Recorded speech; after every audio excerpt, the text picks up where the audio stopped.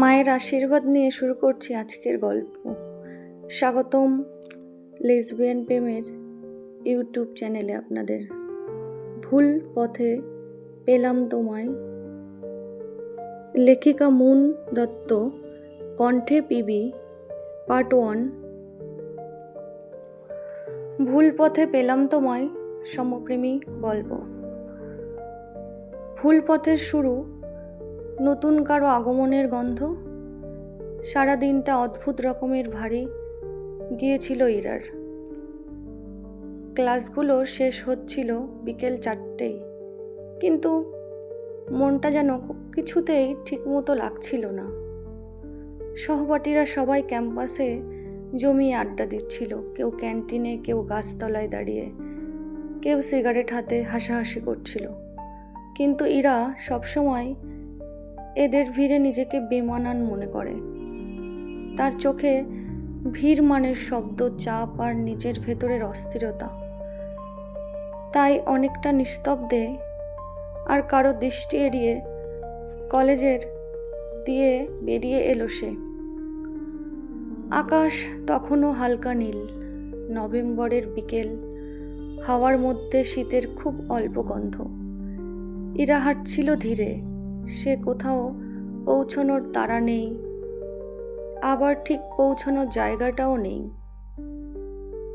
আজ অদ্ভুত এক ক্লান্তি ছিল তার চোখে, মনেও। নিজের ভেতরের একাকিত্বটা সে আজ যেন একটু বেশি অনুভব করছিল।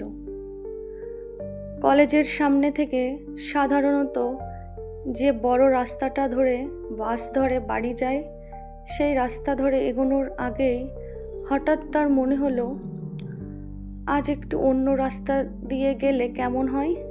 কি আশ্চর্য যে এরা সবসময় নিয়ম মেনে চলে, যেখানে ভুল করার ভয় তাকে থামিয়ে রাখে, সেই আজ হঠাৎ করে একটা নতুন পথ বেছে নিতে চাইল। নিজেই বুঝল না কেন। হয়তো কোনো এক অদ্ভুত টান, হয়তো কোনো আগাম অনুভূতি, হয়তো সেই মুহূর্তে ভাগ্যের হাতটাই তাকে টেনে নিচ্ছিল এক অন্যদিকে।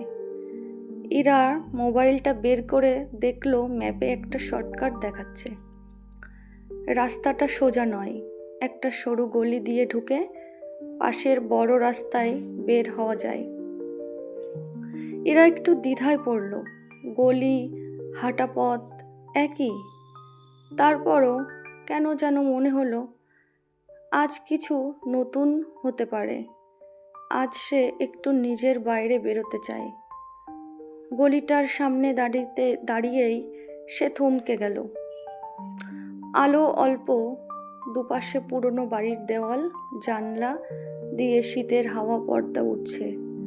মাঝে মাঝে ঝুলে থাকা ইলেকট্রিক তারগুলো শব্দ করছে। রাস্তা নিস্তব্ধ। ইরার বুক ধক করে উঠল, তবে ভয় নয়। এটা ছিল অদ্ভুত এক অনুভূতি, সে নিজেও সংজ্ঞা দিতে পারছিল না।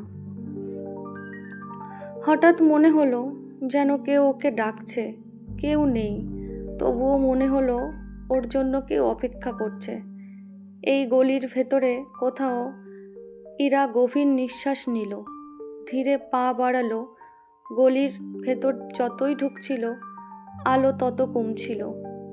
মোবাইলের স্ক্রিনে জ্বলে উঠল ম্যাপ, বলল। ইরা বিরক্ত গলায় বলল, উফ, ভুল পথে চলে এলাম।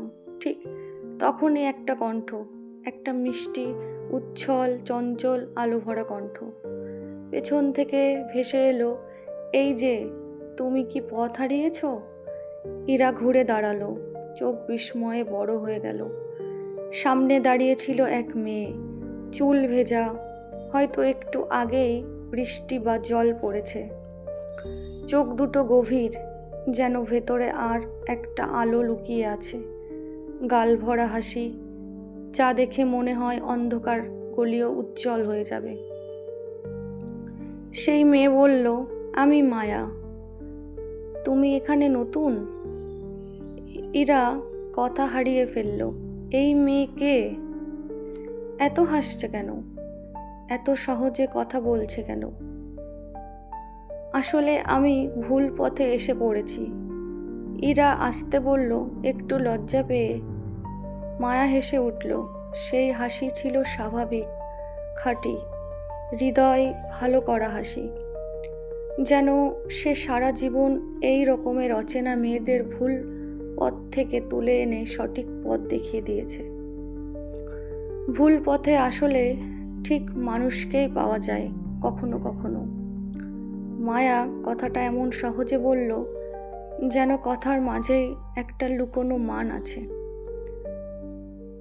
যেন ও জানে আজ এই ভুল পথটাই ইরার জীবনের কিছু বদলে যাবে। ইরার বুক হালকা কেঁপে উঠল। প্রথমবারেই সে কোনো অচেনা মেয়ের চোখে এমন স্বস্তি, এমন উষ্ণতা দেখল। মায়া এগিয়ে এলো, তার ফোনটা হাতে নিয়ে স্ক্রিনে তাকালো।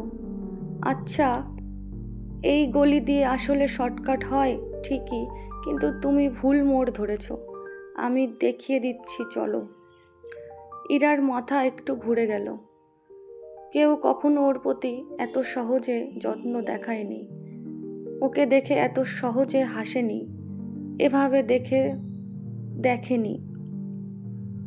দুজন পাশাপাশি হাঁটতে লাগলো।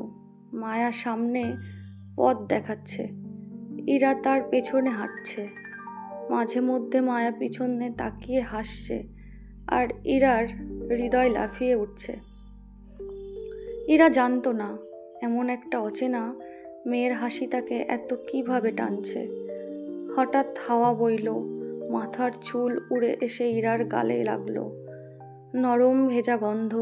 এরা 1 সেকেন্ডের জন্য থেমে গেল। মায়া চোখ ঘুরিয়ে বলল, কি হলো, ভয় পেয়েছো? ইরা মাথা নাড়ালো। না, শুধু জানি না তোমাকে আগে কোথাও দেখেছি মনে হয়। দেখেছো নাকি দেখার অপেক্ষায় ছিলে? মায়া চোখ টিপে হেসে উঠল। ইরা এতটাই লজ্জা পেয়ে গেল যে শব্দ বেরোলো না। তার বুকের ভেতর কেমন একটা নরম আতঙ্ক উষ্ণতার সাথে মিশে থাকা।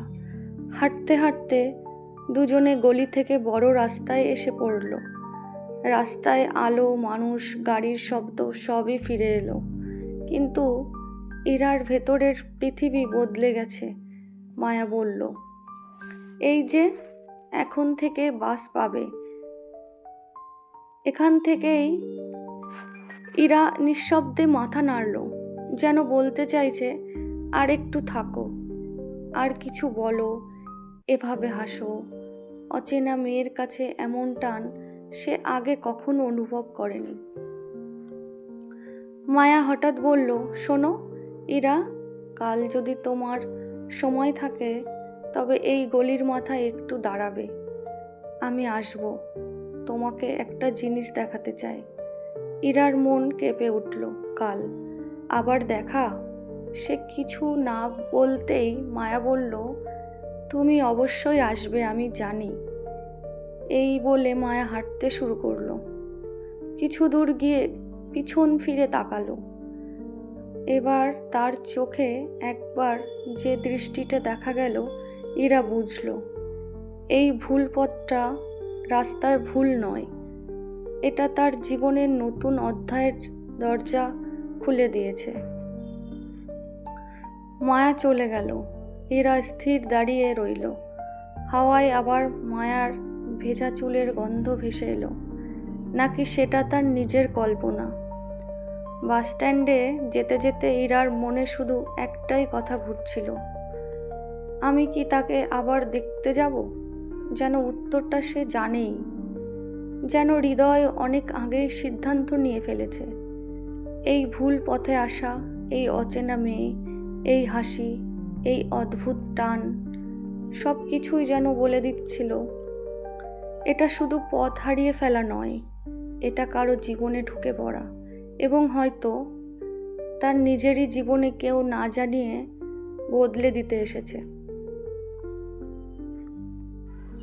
যে দিনটা বদলে দিল সব।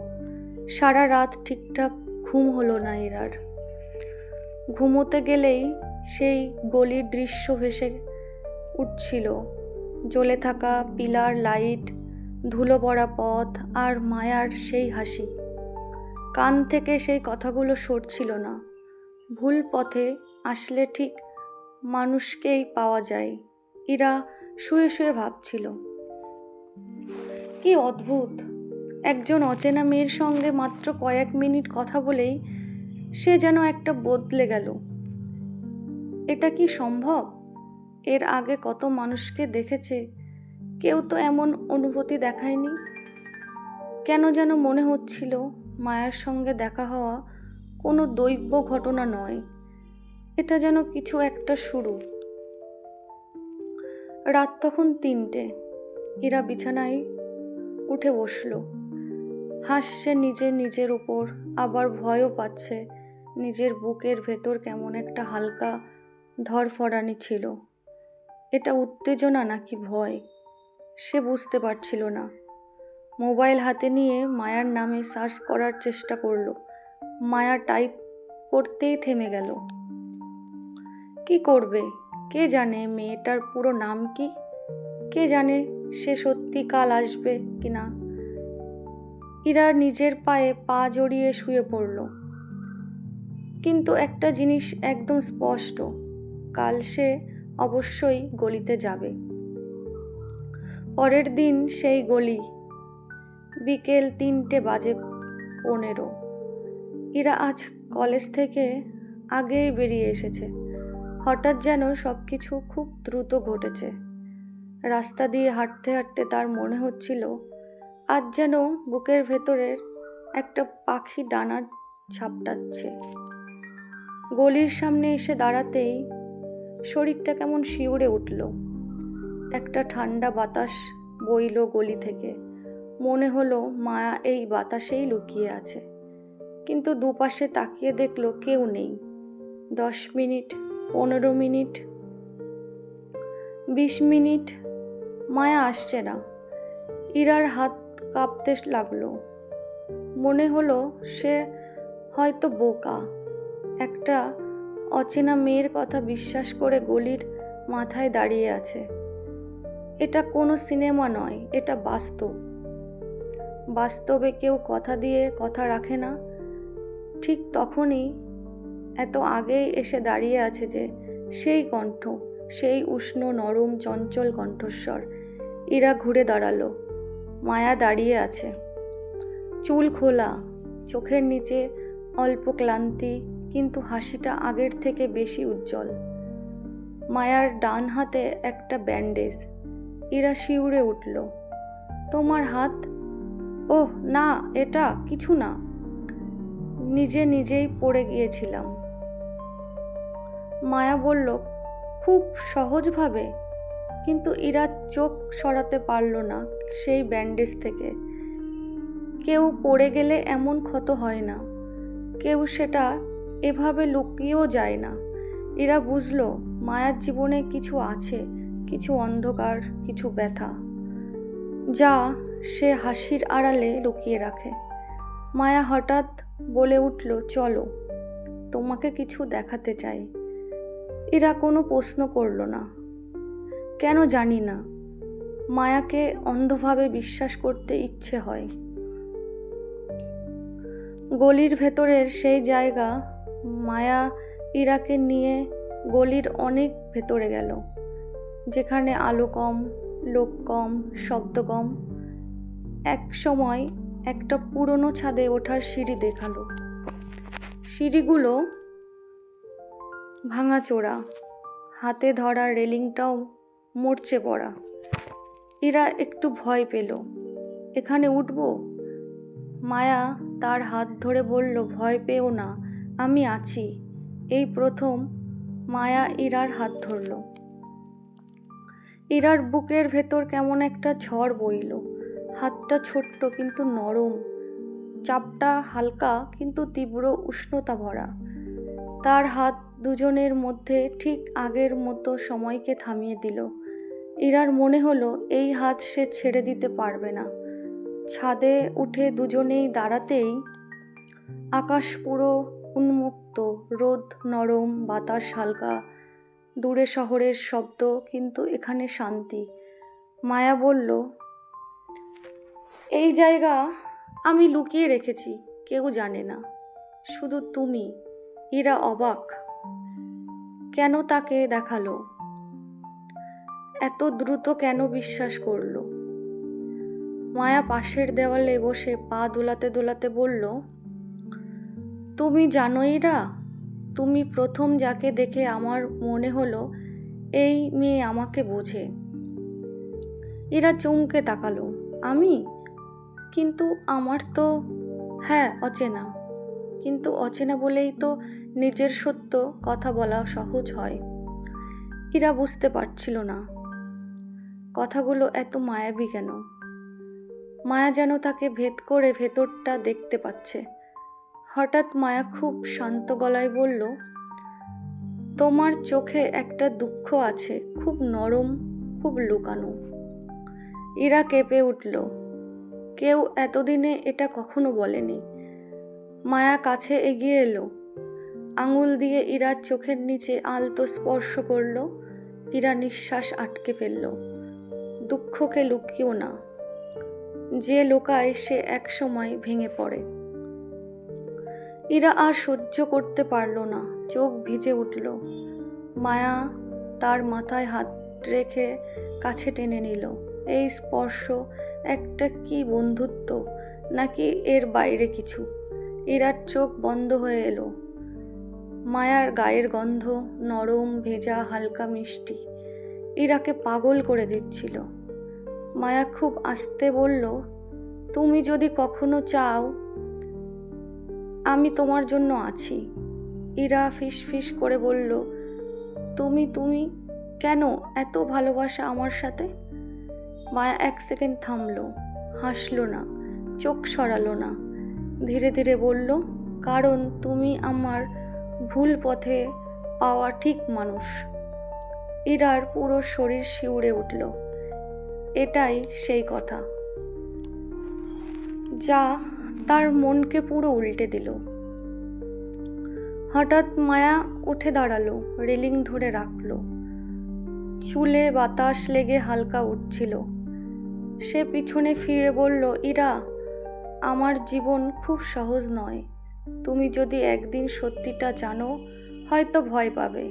ইরা দ্রুত বলল, আমি ভয় পাবো না। মায়া চুপ করে রইল, আর চোখের গভীরে অন্ধকারের ছায়া দেখা গেল। একটা ব্যথা, একটা ইতিহাস, একটা গোপন ক্ষত যা সেই ব্যান্ডেজে লুকিয়ে রেখেছে। মায়া বলল, তুমি ভয় পাবে না, ভালো। তার ঠোঁটে একটুখানি রহস্যের হাসি ফুটল। কারণ আমি চাই না তুমি আমাকে ভুল পথে পেয়ে হারিয়ে ফেলো। ইরা তখনও বুঝতে পারেনি এই মেয়েটা তার জীবনের আগুন নিয়ে আসছে, ভালোবাসা আর বিপদ দুটোই একসঙ্গে। আর সে সেই আগুনের কাছে স্বেচ্ছায় এগিয়ে যাচ্ছে। কারণ মায়ার হাত একবার ধরে ফেললেই সেই হাত আর ছেড়ে দেওয়া যায় না। অন্ধকারের দরজা প্রথমবার খুলল। ইরা ছাদ থেকে নামার সময় বুঝতে পারছিল তার ভেতরে কিছু একটা গভীরভাবে বদলে গেছে। এটা ভয় না, উত্তেজনা না, এটা এমন এক অনুভূতি যেমন রাত্রির অন্ধকারে কোনো আলো না থাকলেও তুমি জানো কেউ আছে পাশে। মায়ার সঙ্গে আজকের সময়গুলো অস্বাভাবিক শান্ত করছিল তাকে। অস্বাভাবিকই কারণ মায়ার হাসির আড়ালে এমন একটা ব্যথা আছে যা কোথায় ব্যাখ্যা হয় না। এরা দুহাত চোখে চেপে ধরল। মায়া চলে যাওয়ার পরে সে ঠিক যেন শ্বাস নিতে ভুলে গেল। এত দ্রুত, এত গভীরে কিভাবে একজন মানুষ কারো মনে জায়গা করে নিতে পারে। কলেজের লাইব্রেরিতে বসে মোবাইলে মায়ার নাম টাইপ করতে গিয়েও হাতে থেমে গেল। ফেসবুকে খুঁজবে, ইনস্টাগ্রামে, কিছুই তো জানে না তার সম্পর্কে। শুধু একটা কথাই মনে আছে, আমার জীবন সহজ নয় এরা। এটা যে শুধু কথা নয় তা সে বুঝে গেছিল। মায়ার ব্যান্ডেজ ঢাকা হাত দেখে হঠাৎ ফোন ভাইব্রেট করলো। Unknown number. ইরা ধীরে কল রিসিভ করলো। হ্যালো। চোখ বন্ধ করো। ইরা চমকে উঠল। এটা মায়ার কণ্ঠস্বর, কিন্তু কেন এত গভীর, এত থমথমে? মায়া দ্বিতীয়বার বলছি, চোখ বন্ধ করো। ইরা না বুঝে চোখ বন্ধ করলো। কিন্তু এখন বলো, তুমি আমাকে কতটা বিশ্বাস করো? ইরা নিঃশ্বাস আটকে ফেলল। সে প্রশ্নটা এমনভাবে করলো যেন তার উত্তরের ওপর অনেক কিছু নির্ভর করে। আমি জানি না, কিন্তু হয়তো জানো, তুমি জানো। ইরা চুপ। হঠাৎ গলায় একটা গরম ঢেউ উঠল। এটা কি ভয়, না অদ্ভুত আকর্ষণ? মায়া বলল, আজ সন্ধ্যা ছাদে এসো একা। আসলে আসতো। আমি বলছি একা। আর দেরি করো না। লাইন কেটে গেল। ইরা বিচলিত হয়ে গেল। আগের দিনের উষ্ণ মায়া আজ পুরো আলাদা। তার কণ্ঠে শীতলতা, অদ্ভুত তাড়াহুড়া, আর এমন এক কৃতিত্ব যার সামনে দাঁড়িয়ে ইরার গা শিউরে ওঠে। কিন্তু সে আবার ভয়ও পেল না, বরং মনে হলো মায়ার ভেতরে কিছু একটা আছে, গভীর কিছু। সন্ধ্যা তখন সেই একই ছাদে ওঠার সিঁড়িতে অন্ধকার নেমে গেছে। ইরা ফোনের ফ্ল্যাশ অন করলো, কিন্তু অনুভব করলো আজ বাতাসও যেন অন্যরকম। ছাদে পৌঁছেই দেখে মায়া দেওয়ালের পাশে দাঁড়িয়ে, চুল খোলা, কিন্তু মুখটা ছায়ায় ঢাকা। ইরা আস্তে বলল, তুমি ঠিক আছো তো? মায়া মাথা নাড়ালো, হাত দুটো পিছনে। শরীরটা অদ্ভুতভাবে কেঁপে উঠছিল, যেন সে অনেকক্ষণ ধরে শ্বাস আটকে রেখেছে। হঠাৎ মায়া ঘুরে বলল, আমার ওপর রাগ করবে? ইরা চমকে গেল। রাগ কেন? কারণ আমি তোমাকে একটা কথা বলেছি, আর সেটা আসলে মিথ্যা। ইরার বুক ধক করে উঠল। কোন কথা? মায়ার কাছে এসে দাঁড়ালো, খুব কাছে, যে দূরত্বের আড়ালে শরীর উষ্ণতা স্পষ্ট লাগে। আমি বলেছিলাম হাতটা পড়ে কেটে গেছে। ইরা তাকিয়ে রইল। মায়ার তার ডান হাতের ব্যান্ডেজ খুলে ফেলল। ব্যান্ডেজের নিচে শুধু ক্ষত নয়, নীল দাগ, কাচের আঁচড়, আর কয়েকটা ফোলা দাগ। ইরা শ্বাস রোধ করে বলল, এগুলো এভাবে হলে পড়লে হয় না। মায়ার চোখে কঠিন আলো। হয় না, কারণ এগুলো পড়ে হয়নি। এরা এক পা এগোতে গিয়ে থমকে গেল। মায়া নিজেই ধীরে বলল, এগুলো আমার নিজের বাড়িতে হয়েছে। ইরার মাথা ঝুঁকুনি খেলো। বাড়িতে কে? শান্ত হও, জিজ্ঞাসা করো না। মায়া হঠাৎ ইরার হাত চেপে ধরল।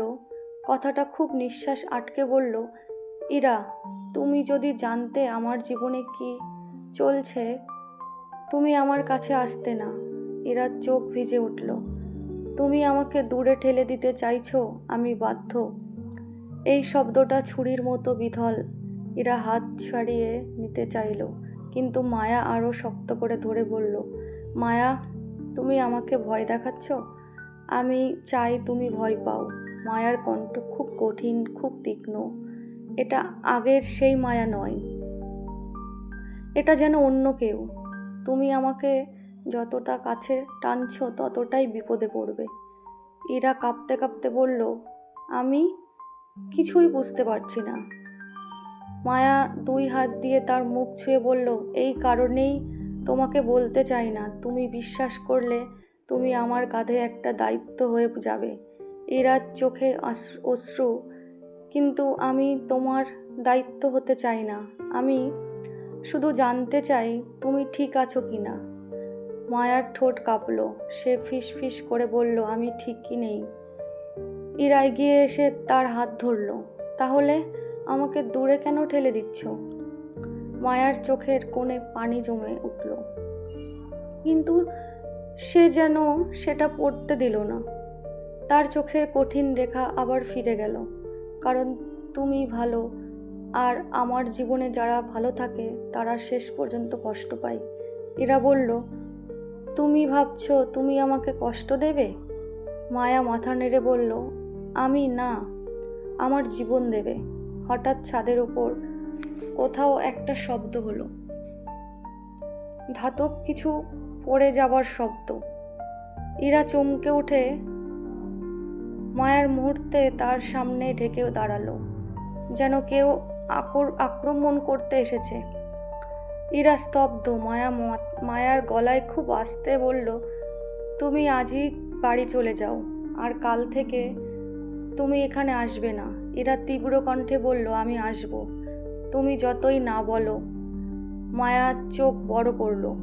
তুমি বুঝছো না, এটা খেলাধুলা নয়, এটা বিপদ। ইরা কঠিন স্বরে বলল, তাহলে আমাকে বলো কি বিপদ? মায়া এক মুহূর্তে চুপ হয়ে গেল। তার চোখে ভয় ছিল, সেটা সত্যি ভয়, কোনো অভিনয় নয়। সে ধীরে বলল, যে আমাকে মেরেছে সে আমার পরিবার নয়। ইরা আবার কেঁপে উঠল। কে? আরও খারাপ কিছু।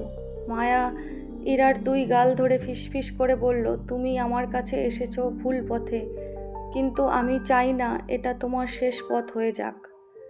ইরার চোখে পানি নিয়ে বলল, আমি তোমাকে ছাড়ব না। মায়ার ঠোঁটে একটা অসহায় হাসি ফুটল। তুমি যদি আমাকে ছাড়তে নাও চাও, তাহলে তোমাকে একটা শেষ কথা মানতেই হবে। ইরা কাঁপতে কাঁপতে বলল, কি কথা?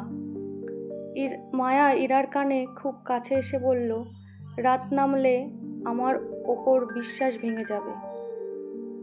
ইরা ফিসফিস করে বলল, মানে?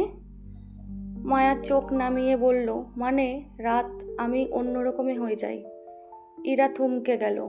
মায়া খুব শান্তভাবে বলল, তুমি আমাকে আজ যে ছাদে পেয়েছ, এটা আমার দিনের রূপ। আর রাতের? মায়া পিছনে তাকিয়ে বলল, ওটা তোমার বোঝার সময় এখনো আসেনি। ঠিক তখনই অন্ধকার থেকে একটা ছায়া নড়ল। ইরা ভয় পেয়ে মায়ার হাত চেপে ধরল। মায়া তীক্ষ্ণ গলায় বলল, যেই থাকো, বের হও। ছায়াটা কিছু না বলে অদৃশ্য হয়ে গেল। ইরা পুরো ঘটনাটা দেখে পাথর হয়ে দাঁড়ালো। মায়া তার হাত আলতো করে দাঁড়িয়ে দিয়ে বলল, চলে যাও ইরা, আজই। ইরা মাথা নেড়ে বলল, আমি আবার আসব। মায়া চোখ বন্ধ করল, যেন এই কথাটা শুনে ব্যথা পেল। তাহলে তুমি সত্যি ভুল পথে হাঁটছো ইরা? কারণ আমার ভুল পথে পেলে মানুষ নিজেকে হারায়। ইরা কিছু বলতে গেল, কিন্তু মায়া এগিয়ে এসে তার কপালের ঠিক মাঝখানে আলতো চুমু দিল। হালকা, নরম, কিন্তু এমন তীব্র যেন সেখানে কেউ আগুন লাগিয়ে দিল। মায়া ফিসফিস করে বলল, এটাই প্রথম, আর হয়তো শেষ। এরা স্তব্ধ হয়ে দাঁড়ালো, চোখ দিয়ে পানি পড়ছিল। মায়া তাকে ছাদ থেকে নামিয়ে দিল, কিন্তু নিচে নামার সময় মায়ার চোখে এক টুকরো ভয় ছিল, যেন এটা খুব ভালোবাসার গল্প নয়, বরং এমন এক পথ যেন প্রেমের পাশে দাঁড়িয়ে আছে অন্ধকার আর বিপদ। আর ইরা সেই পথেরই পা রাখল, কারণ সে জানতো না মায়ার রাতের রূপটা ঠিক কতটা ভয়ঙ্কর।